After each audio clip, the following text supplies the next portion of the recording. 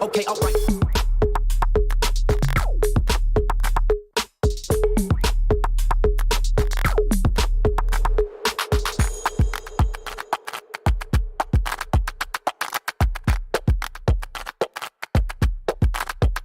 Add it up.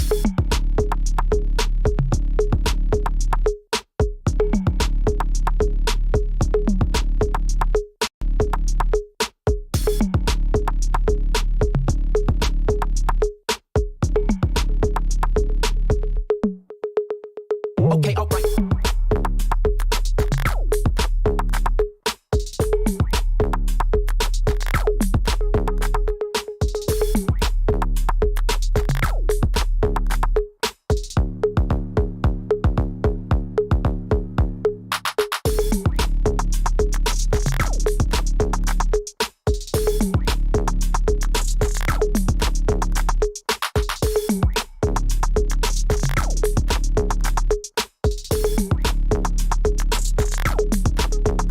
Add it up.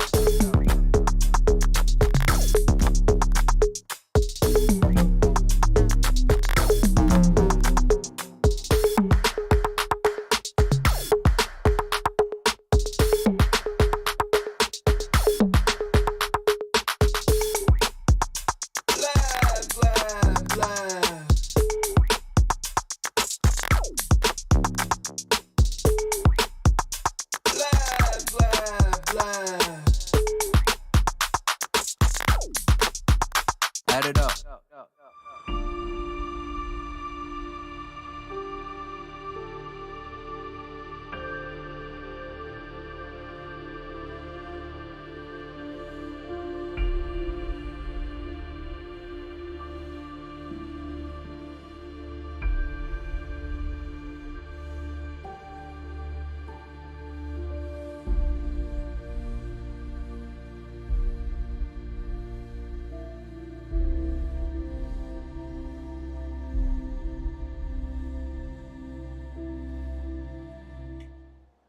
Hey, good morning, you guys. Welcome to Monday. So glad to see your face. I know some of you did a study group this weekend. Thank you so much for carrying on in my absence. I appreciate that. So a couple of housekeeping things first, then we'll go ahead and get into the studies. So in your bottom right-hand corner is a timer. It started at 45 minutes. It will continue to run down until it is at 0. At that point, we will take a 5-minute break. We come back, we review our questions at that time. And if you have any questions wherever you're watching me at, you can go ahead. There is a text box right below it. Go ahead, put your questions in there. If there's anything you want me to turn to a certain page, please let me know. This is the Comptia Data Plus study group. We are studying out of this book. So if for some reason you're wondering where we got this book, it is a pretty thin book, by the way. If you're wondering where you can get this document, you can purchase it. The book is on Amazon. You can also get the book. If you prefer, you can have the digital version, which is what we're doing. It is inside a Kindle. So we're studying out of Kindle. There are two things that we utilize this right portion for. So I'll go over that with you really quickly. So yellow is where we keep our notes, just things that we think are notes that are going to be required. And as you can see, we've got quite a few of them. Next thing that we go through is blue. Okay, blue is things that we utilize if for some reason we needed to try to explain exactly what we do as data analysts. Whether junior data analysts like myself or someone more senior trying to explain what a data analyst does to someone who doesn't understand or have as much knowledge as we have. Pink is what we use for our quiz, which is what we're in today, as a matter of fact. So we're going to pick up from the quiz where we were.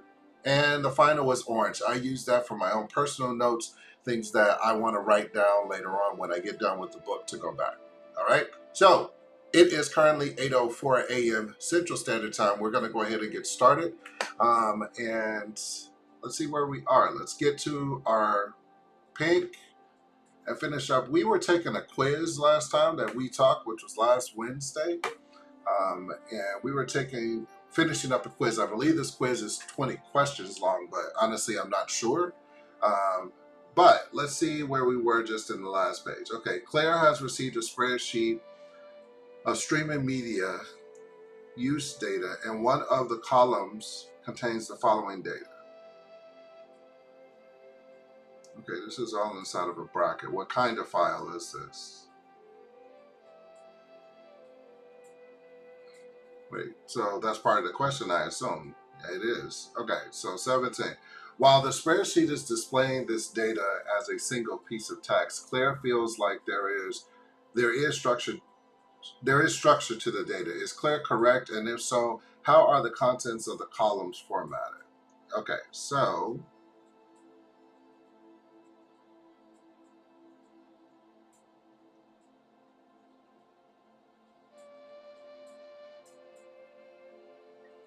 there is structure to it, and I would say JSON.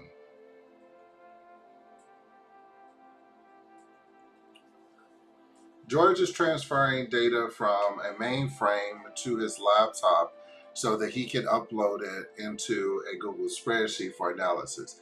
Looking at the file from the mainframe, he sees that it uses carets and percentages as delimiters. In order to make it easy to load into Google spreadsheet, what should George do?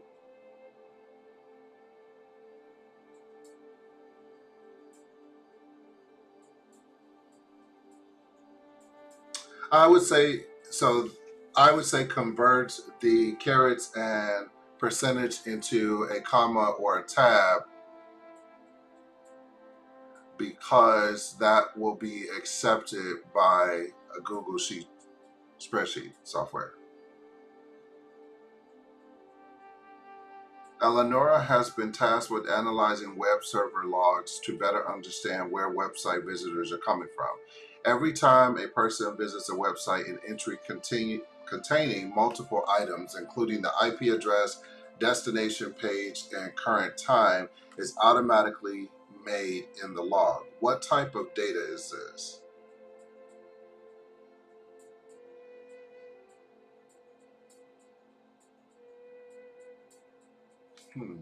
I'm going to go automatic data. Don't know if that's correct, but that's going to be my choice for today. Dave is a graphic designer who wants to build a website to show off his portfolio. For each item in his portfolio, he wants to show the client name, date of commission, and a thumbnail image of the artwork. While he can accomplish this by building out a table in HTML, okay, what category of data best describes what he wants to? For each item in his portfolio, he wants to show the client name. Okay, so what are my options?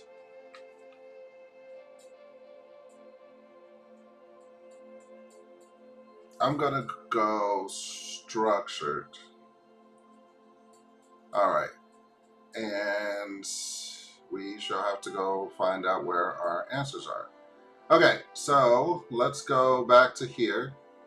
I am going to grab the book so that I can see how we did on the exam. So, okay, where are we on? This is, okay, actually here is the answers.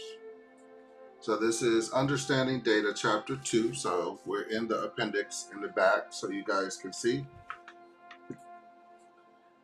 It says D, while UA 769 contains numeric and text components, selecting an alphanumeric data type is the best option if you store this information in a simple field. Since there is no date information contained in UA 769, the data type is not appropriate. Number 2. So we had this one first. So we said alphanumeric. This was correct.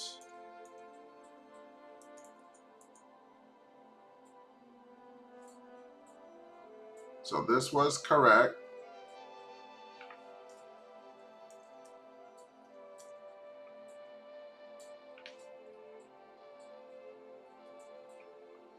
All right, next one. Madeline Madeline is building a medical transcription system which transcribes physician voice reports so they can be easily read by other healthcare professionals. Which of the following data types is the most appropriate for her to select in order to store the raw recordings? I said blob. It says C. Voice transcripts are unstructured data, audio files such as unstructured digital audio files. As such, the blob data type is the only viable choice. The alphanumeric, numeric, and data types are all structured data types. Rupert is working on implementing a general ledger system that can accommodate financial records in excess of 1 million. Which of the following data types is the most appropriate for him to select in order to store financial transactions? So we did this, we got this correct too. I said small money was the correct answer. This one, the actual answer is numeric. So this is the actual answer.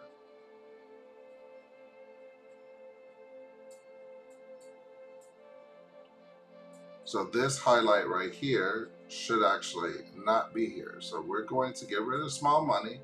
The correct answer is numeric. And here is why he said numeric. In order to facilitate precise mathematical operations on financial data, a numeric data type is the most appropriate choice. Small money does not support values in excess of 1 million. Remember when when this question originally came up, I was like, oh, okay, it's got to be one of these two. I knew it wasn't money, and I didn't know if it was small money, but it is. He specifically says small money does not support values in excesses of 1 million. Both small money and money are subject to rounding errors. While alphanumeric could be used to store financial records, the data would have to be converted to numeric in order to facilitate mathematical operations. So, Hazel needs to store video recordings for subjects participating in a psychological experiment. There are 300 participants in the experiment, and each session has 45 minutes long. Presuming the video is captured using a modern smartphone at a rate of 102,400 kilobytes per minute, which of the following data types does Hazel need to select if she is storing the videos in a database? I chose B as in blob. The answer is B. At 45 minutes in length with an average of 102,400 kilobytes per minute, each session would consume in excess of 4 gigabytes of data. Only blob data type and Oracle can accommodate binary data of this size. Microsoft SQL Server has a maximum size of 2 gigs, and the binary data type and CLOB data type is limited to character data, and the numeric data type is limited to numeric data. All right. Number 5. Alexander is doing research on literary works and wants to store the data, complete text, and community source ratings in a database. The longest book included in his study is Atlantis Shrugged by Ayn Rand, coming in at 1,168 pages. Presuming that Alexander is working in an Oracle database, which of the following data types should he choose? I chose CLOB. B. Alexander should select a CLOB. The text of 1,168 pages greatly exceeds the 4,000 bytes, so varchar is not an option. The numeric data type holds only numeric data, whereas the blob data type is used for binary objects. We are reading on page 312. That's actually a good question. So I am reading the answers to this on page 312 of the book. All right, moving along. Barnelli is analyzing defects at a manufacturing plant. In order to inform her work, she tracks the number of defective control arms that come down the assembly line on an hourly basis. What kind of data is represented by the number of defects? I said discrete. Number 6, A is discrete. While defective or functional is categorical, the number of defects represents a count of an occurrence. As such, in this example of discrete data, since it is not possible to produce half a control arm, continuous is an inappropriate choice. So when I chose discrete because I was saying that she was basically saying how many she would just count the defective arms. So okay, so Harun is choosing a pair of running shoes. In the past, he has found that size 10 to be too small and size 10.5 to be uncomfortable. While he would like to be able to order a size 10.25, it is simply not available as shoes are sold in half size increments, at least in the United States there. What kind of data is represented by shoe size? I said discrete. I believe that is wrong. Actually, it is correct. A, since shoes are available only in half size increments, shoe size is considered discrete. Have a bit of faith in yourself, Giovanni. MD is measuring her feet to help her figure out what shoe size to order. At 9.75 inches, that places her between the US size 8 and the US size 8.5 shoe. What kind of data does MD's measured foot size represent? I said categorical. B, it is actually continuous. As it is a measurement, MD's foot size is continuous. Shoe size is discrete, and categorical and alphanumeric are not appropriate in this case. So it should be B. So we're going to pop that into orange, and we're going to get rid of this.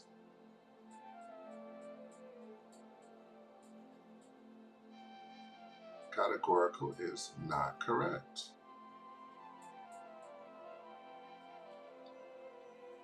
Number 9. Connor is aggregating temperature information from 5,000 Internet of Things temperature sensors at disparate locations around his farm. What type of measure is temperature, and what is an appropriate data type to contain these values? My answer to number 9 was continuous and integer. It is actually D, continuous and numeric.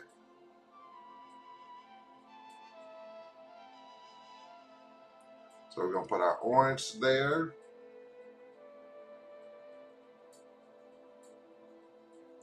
And we're going to delete what we originally did. So when we get ready to look back through the book, we know orange was something we went back, and it is, like I said, a personal note for myself. Zara is conducting a survey to collect opinions about a recent theatrical release. She is capturing this via an open-ended text response field in a web form. What category of data does this represent? I said qualitative. Number 10 is B, qualitative. It says opinions are not numeric, so quantitative is not an option.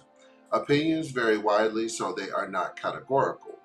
An opinion is an unstructured piece of text, so it is not dimensional. By definition, the text put into an open-ended response is qualitative. Jed wants to track his expenditures in a spreadsheet containing check number, date, receipt, and amount. What kind of data is Jed working with? Number 11. I said structured. It is structured. Spreadsheets are designed to manage structured data. That's actually an important point.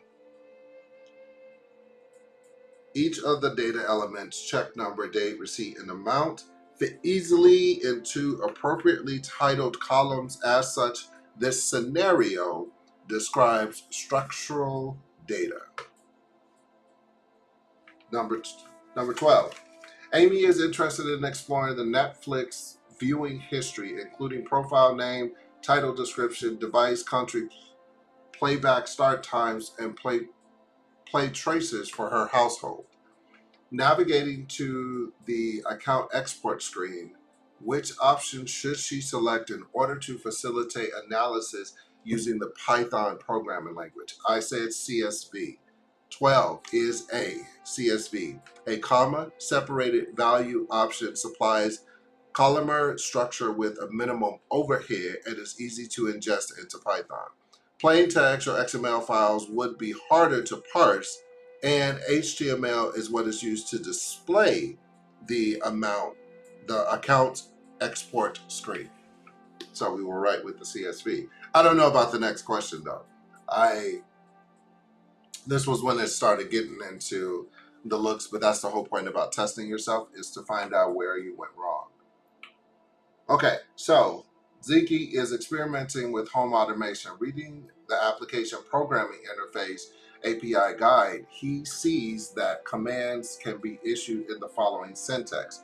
What data format does this API require? I said JSON. Number 13 is A, JSON. Based on the name value pairing, the absence of tabs or commas or as delimiters, and the lack of tags, the API is expecting data to be transformed as JSON file.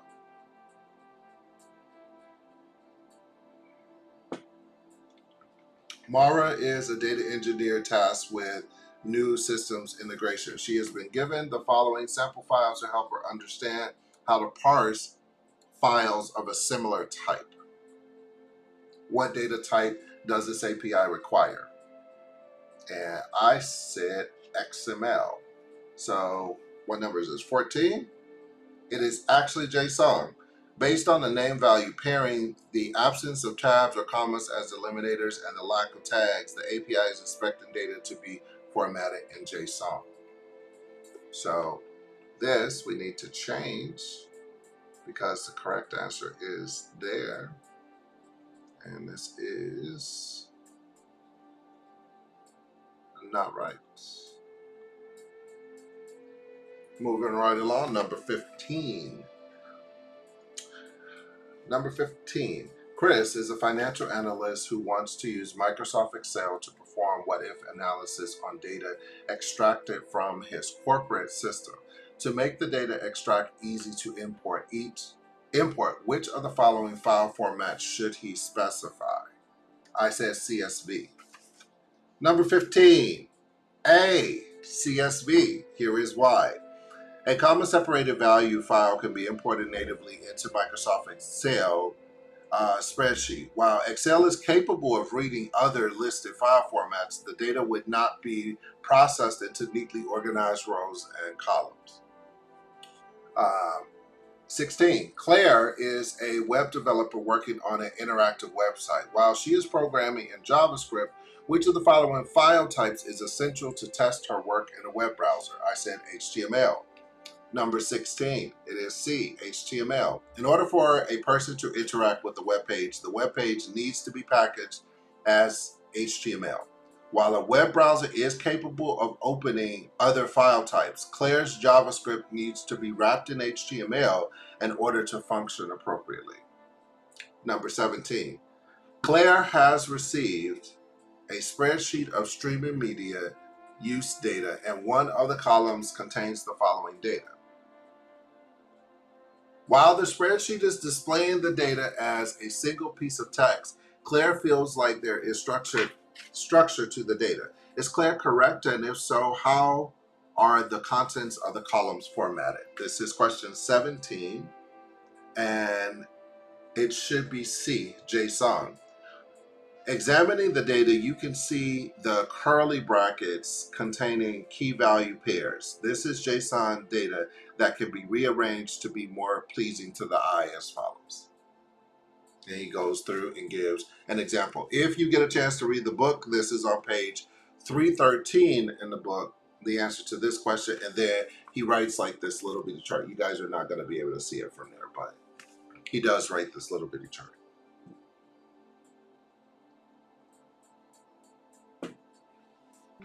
Number 18. George is transferring data from a mainframe to his laptop so that he can upload it into a Google spreadsheet for analysis. Looking at the file from the mainframe, he sees that it uses carets and percentage signs as a delimiter. In order to make it easy to load into Google spreadsheet, what should George do? I said D, convert the caret and the percentages into a comma or a tab. And he said D. Google Sheets can import tabs and comma separated files, but cannot process what's called a composite delimiter, which is what the caret is. And the caret and this percentage sign are called composite delimiters. All right. 19. Eleonora has been tasked with analyzing web server logs to better understand where website visitors are coming from. Every time a person visits a website, an entry containing multiple items, including the IP address, destination page, and current time, is automatically made in the log. What type of data is this? I said automatic data for 19, and it should be machine data. Since web server logs are generated automatically by a machine, this qualifies as machine data.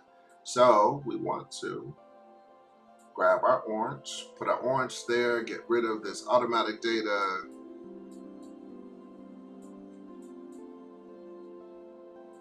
Boom, last question. Dave is a graphic designer who wants to build a website to show off his portfolio. For each item in his portfolio, he wants to show the client name, date of commission, and a thumbnail image of the artwork. While he can accomplish this by building out a table in HTML, what category of data best describes what he wants to do?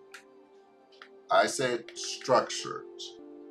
This is the final question, and it is actually B, semi-structured. Since Dave's data has been structured, and structured elements, let's see. Since Dave is creating the website on his own, this is not an example of machine data.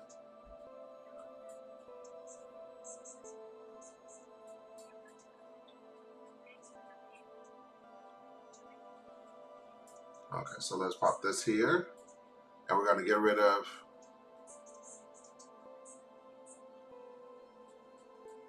all right.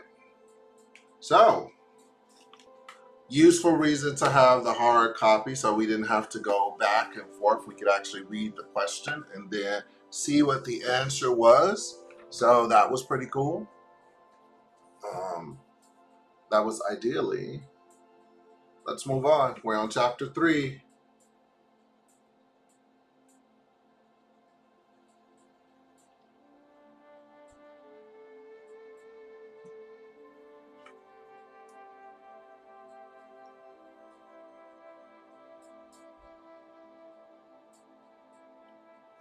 All right.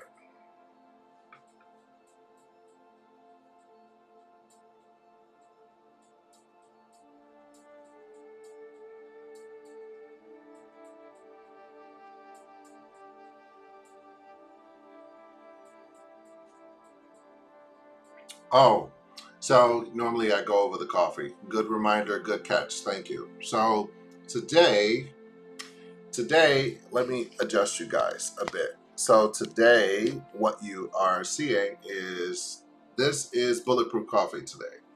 So it's not just regular coffee. That's why it looks so creamy, because you guys know I don't do cream in my coffee. But when it comes to my Bulletproof Coffee, that is how you make Bulletproof Coffee, is butter and MCT oil. So that's what I am having in the morning. So cheers if anybody else is having their coffee. I hope that you guys have had a good weekend, and you are just about 17 minutes until you get to go on your break. Thank you guys. You guys can come on in. Don't worry about the time frame. Come on in. We just reviewed the exam.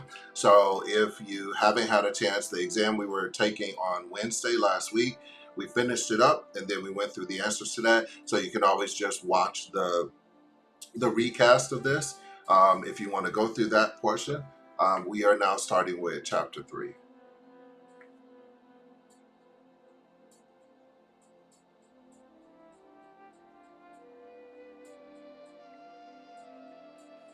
And let's switch back over to our pinks. So, to our yellows, so we keep everything kind of in order.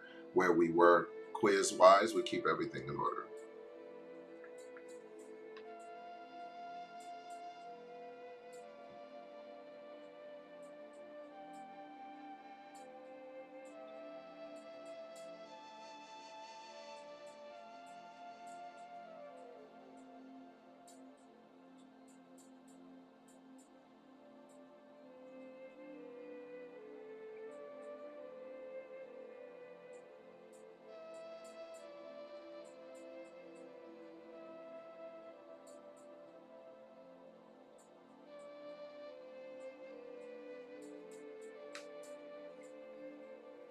Okay, so we're finally getting ready to talk about relational and non-relational databases in this specific chapter. So definitely going to highlight that because in the classwork that we have in the Google course that I am taking outside of this study course, because I am studying for the Google Data Analyst certification as well, we talk about, we had a whole entire, I think it's like 2 or 3 classes just on relational and non-relational databases, really understanding or trying to understand how, when someone is looking at a database that, like let's say you were looking at, I think they use something like a car company, and the car manufacturer has a database because they have multiple different locations. And obviously, if someone was trying to collect data from those locations,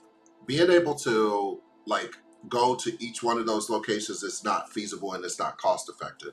But being able to know that all of your data is held in one, I'll just call them data warehouses. He didn't, but I call them data warehouses, and you keep your data there, and then understanding the relationship between them. That was a part of a class. It was actually a really enjoyable class, but we're now finally going to talk about it here. You will learn several different approaches. I wonder if we have to learn like the schemes of them too, because how databases are built. I think because based off of what he has right here, you just need to understand like how you mine data, like how you go out and get data, and query these different databases. But I don't think we have to learn how to actually build them because we're not like the data engineers. Um, we're just the data analysts at this point.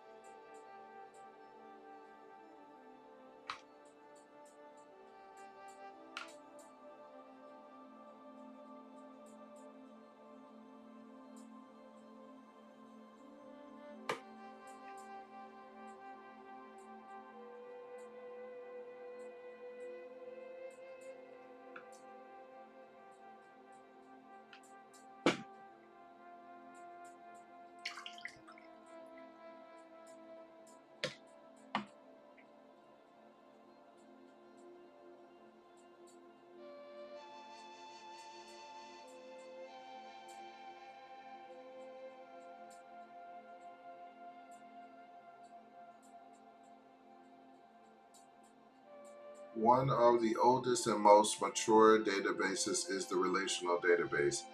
That looks like a loaded question for him to ask us in some way, shape, or form in our quiz at the end of this. I can see that coming.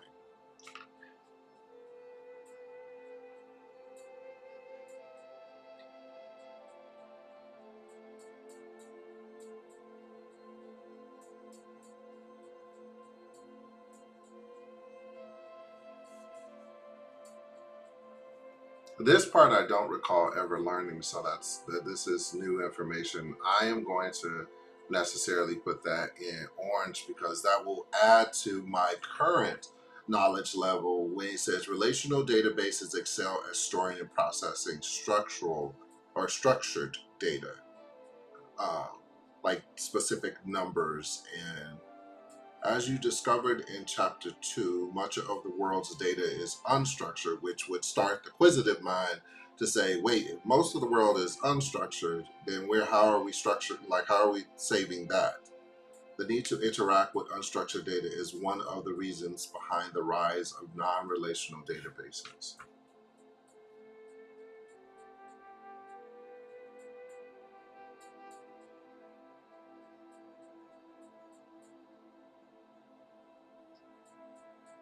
Yes, we are going into a deep dive into the relational model.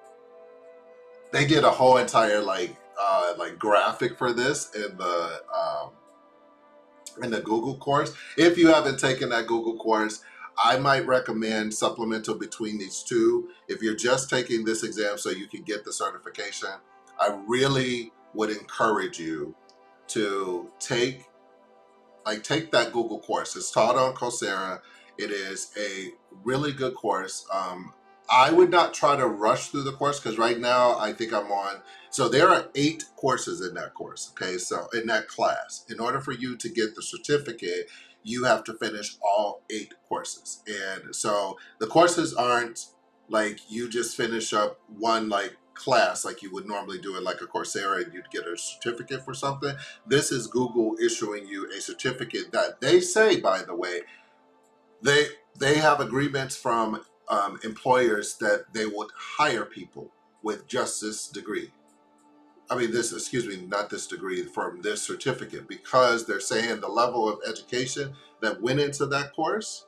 Okay, and I want you to hear me, so I'm going to get really close. The class is good, and you're going to spend a lot of time learning stuff like this and going really deep dive. What I like about that course, which will help to supplement if you're a visual person like me, that class supplements with the visuals. So they bring in, this is just kind of text work. And so this is very structured. If, his class that he gives the visuals to this.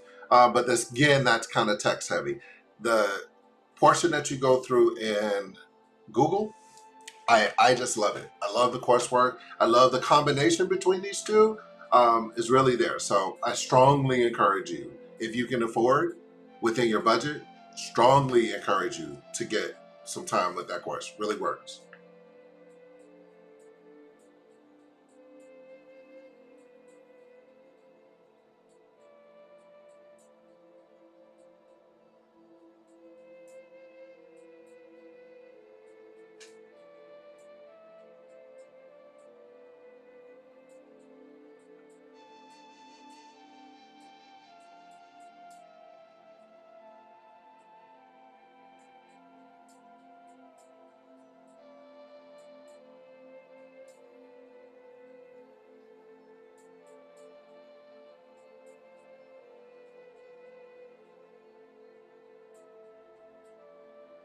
Now we're back to the veterinary clinic again.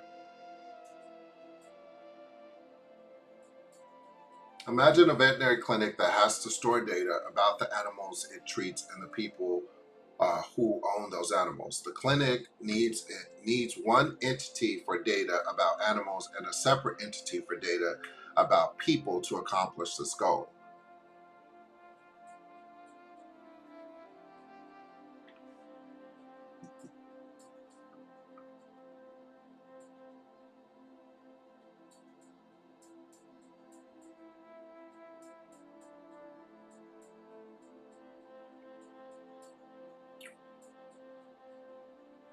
Okay, this looks remarkably like what? An Excel spreadsheet.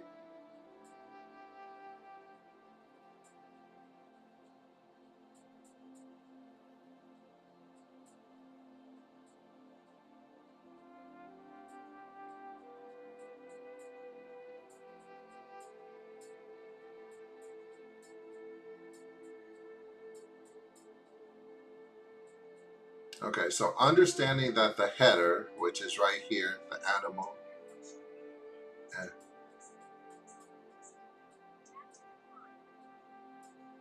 okay, well we will do that in a minute. Understanding that the header corresponding to the name of an entity.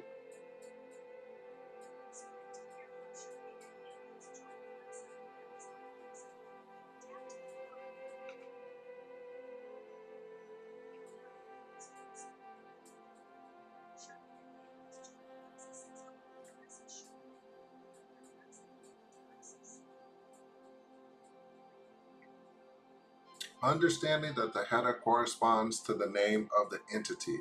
Look at the rows of the person entity. Each row represents an individual attribute associated with the person. Suppose you want to enhance the person entity to accommodate a mobile phone number. You would just edit the person entity to include the mobile phone number, which is true because the phone number obviously would not go in the animal type.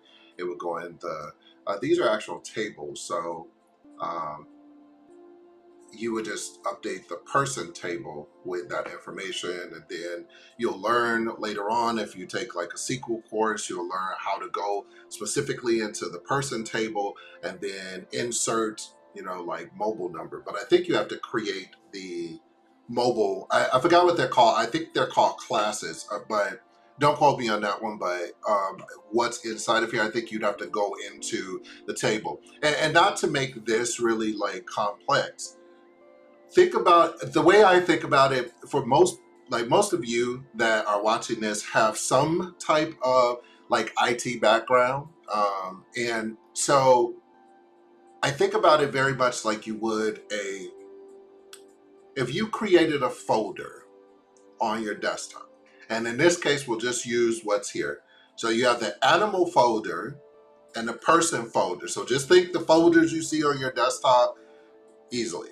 Okay, now inside of each one, so inside the animal folder are going to be separate folders inside of there, which break it down. So in this case, it would be animal ID, animal name, so forth. Okay, person, same thing. That's the main file, but in that main file, there's going to be all of these different folders in that main file. Okay, no big deal.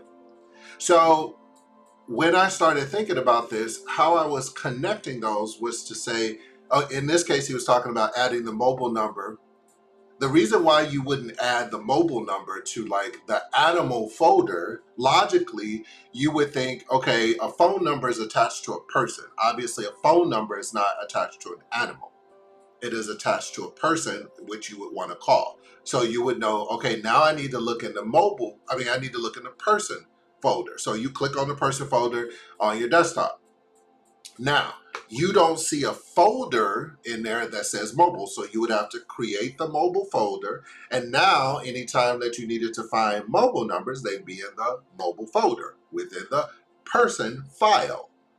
So it's the same thing in the structured databases, is that you're just simply telling software, instead of you clicking on it, you're telling the software, hey, go out to the person folder, the person file, and then, or excuse me, person folder, then go in there and find the mobile file.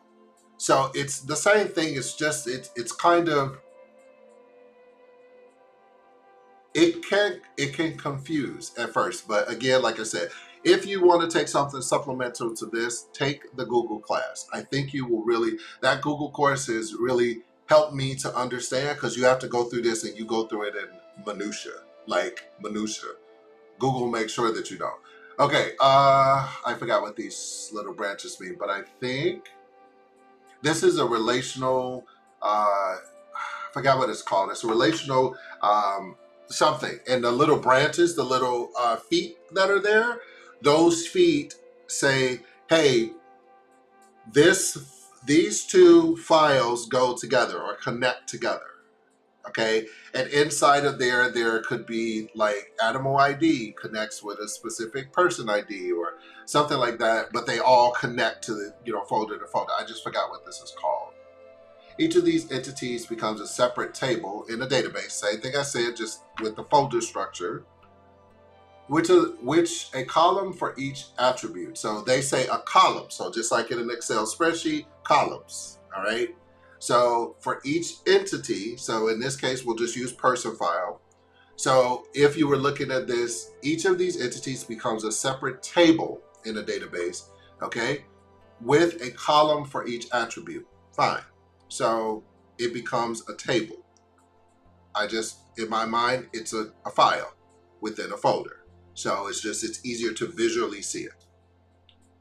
Each row represents an instance of the entity. The power of the relational model is that it allows us to describe how entities relate to each other.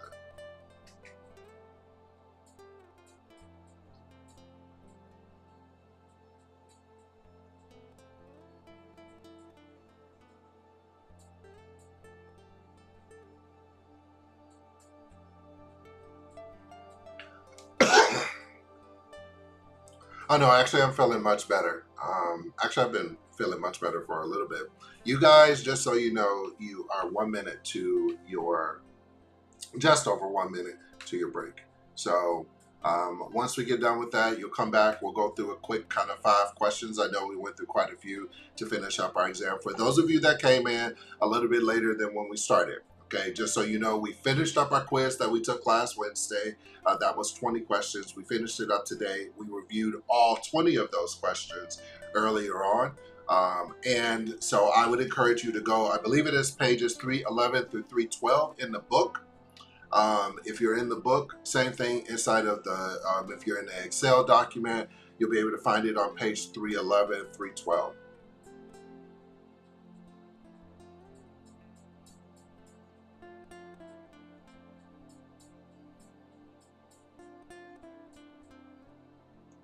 All right, and we are going to freeze right here. So when we pick up, we'll probably refresh on the relational databases. And visually, this is a good place to pick up. So let's put our little tab down. Bam! We got our tab inside our book. Enjoy your break. I'll see you guys back here in a couple of minutes. All right? Cheers.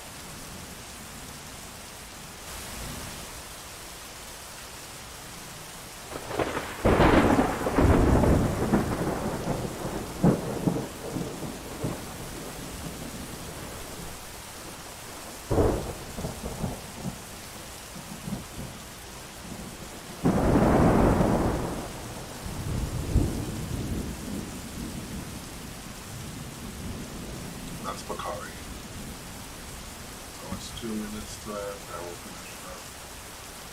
There's no buy in the domain, specifically for my company. And I started using my Capital One card for that. Any transactions, the accounts, stuff where stuff can get time.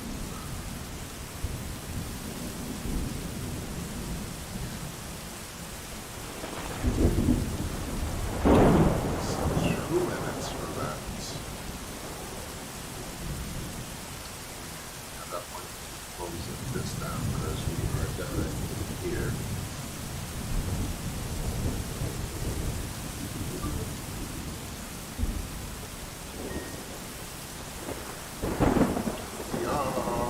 Okay, so we are gonna put this back up.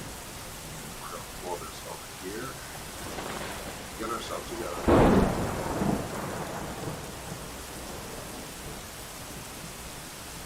Clear out the rest of the brain. Alright. Where are we? At test bank.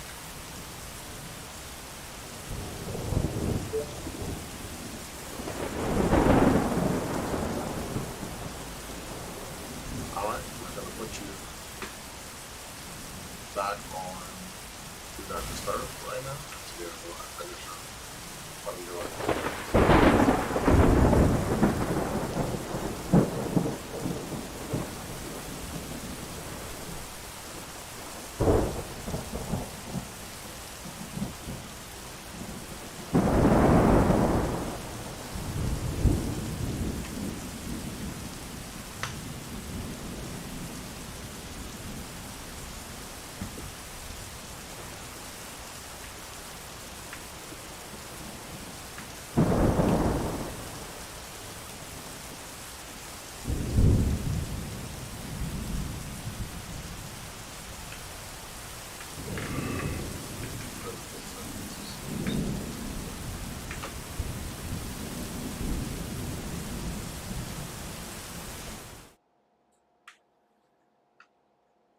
Alright.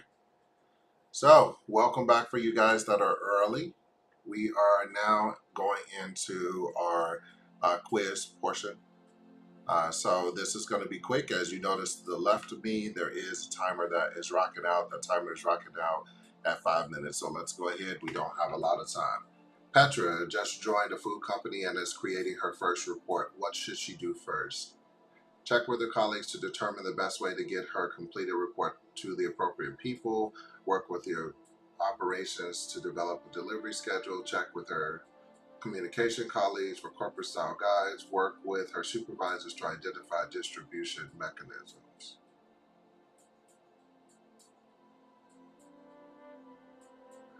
I'm going to go A. Since Petra is new to the food company, she needs to familiarize herself with existing corporate brands, standards, and any associated templates prior to working on the distribution. So,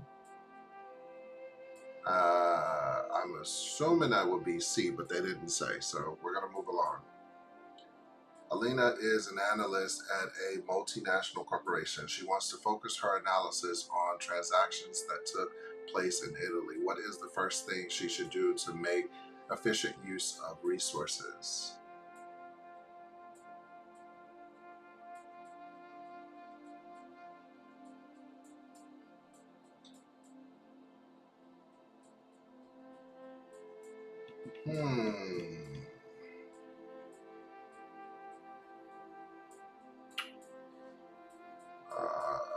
Probably was A in this case.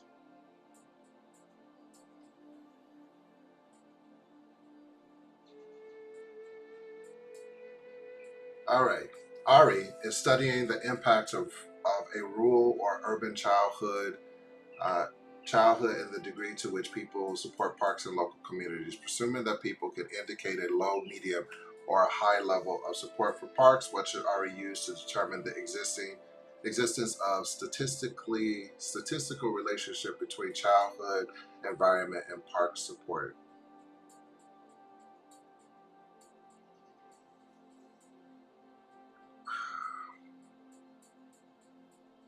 B and Z test. Okay, got it. Jaquez needs to share data with a trusted third party. When looking at the data elements, he realizes that the name, address, and mobile numbers are part of the data set. What should he do to anonymize that?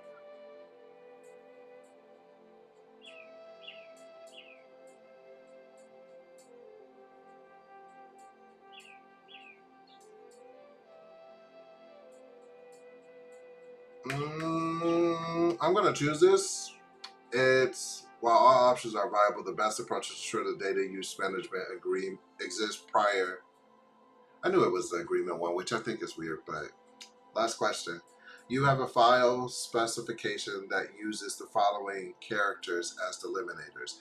In order to load the file into Microsoft Excel, what do you need to do? Convert the delimiters into common, comma, tab, or other delimiters. We got one question right out of the 5 we took today. Oh, okay.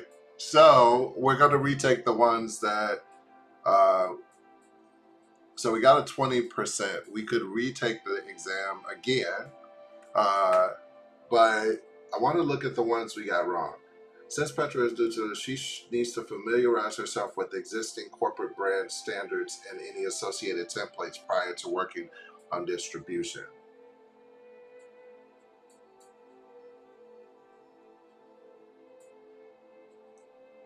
55 seconds, you guys.